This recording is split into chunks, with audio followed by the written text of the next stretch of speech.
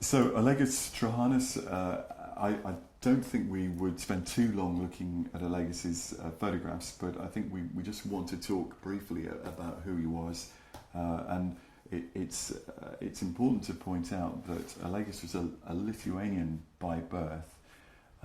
He Peter Dombrovskis, who is the main subject of this, was I think a Latvian by birth. Let me just see if I can double check on it. Yes, a Latvian. So both Eastern Europeans by birth, but Australians by adoption and where they lived. And Olegas was highly educated and a very politically motivated man.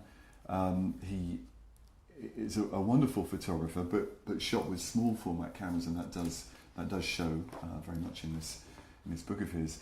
He was a renowned campaigner, one of the real pioneer environmental campaigners who believed in the notion of the wild world and preserving it for as a kind of legacy for future generations. So he was a real pioneer in spirit, and he used photography. Photography was his primary tool, although he gave many lectures and talks about the wild places that he visited.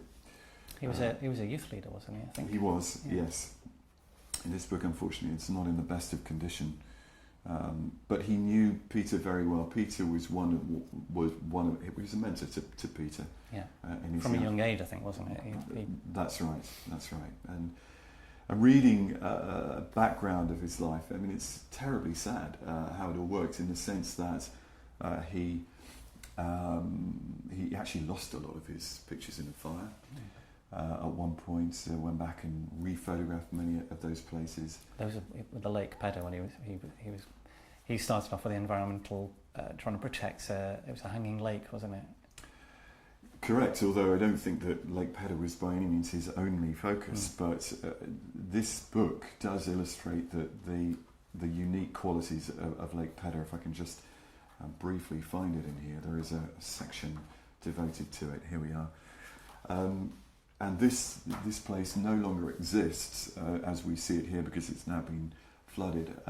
In a way, there is a parallel actually with the same process that happened with Glen Canyon in Utah, Arizona.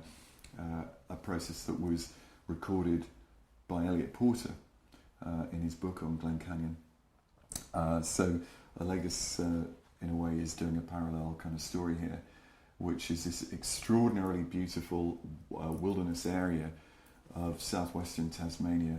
And as we can see, that there is this lake, has this extraordinary sand associated with it. I haven't read about it just recently, so we're just going to run through these relatively quickly. But I don't think it requires seeing many pictures to realise that this is incredibly unusual, because it's almost as if you're by the beach, but up in the mountains. Yeah. With fresh water.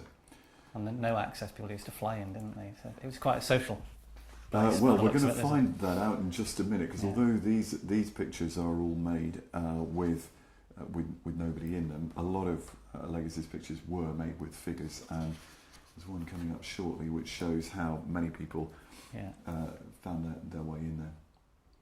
For a short period, that would have been possible. On these wonderful flat sand areas at one end of the lake.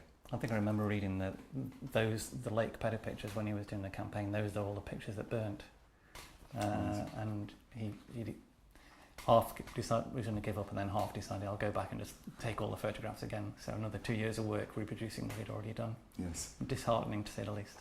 Absolutely. This is an interesting little cultural vignette in a way, the child and the naked child in the lake, which has it got a long tradition in photography, but no longer. No, because it's considered. I think if you went out with your camera trying to take pictures of naked children at the beach, it wouldn't work these days. Quite. But I think it is important to put that in a kind of cultural context. That's a wonderful picture. Yeah. Quite happy to put people in the landscape as well. Yes, and again that is illustrative of his own position, and perhaps the how can one put it, the need to connect people with place. I mean, it still exists, and I as a working photographer, I'm asked to photograph people in places for the National Trust, frequently, and it's important to do that. Nevertheless, there is a tradition of wilderness photography now that as it were, disconnects deliberately so that we can imagine ourselves as the first discoverers of it. Lake Pedder is in some ways more of a kind of playground. This is then moving on. A wild playground, but it doesn't exist now. It is just it's a dam lake, and it is used for hydro, as far as I... So I presume Olegas and Dombrovskis used to work together, go out together photographing. They did, and there is some background in this book on that, some written material, and it does... One of the interesting stories, the sad stories, perhaps in some ways, was that Peter was the person who found his body. He died in the Gordon River, I think it is. They actually ended up when he was lost. I'm not going to go into the details of it, but he was lost in a paddling accident.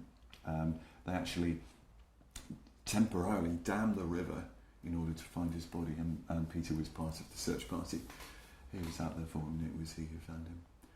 So that had a profound influence on Peter. This is 1972. Yeah. In 1983, Wild Rivers appears. Yeah.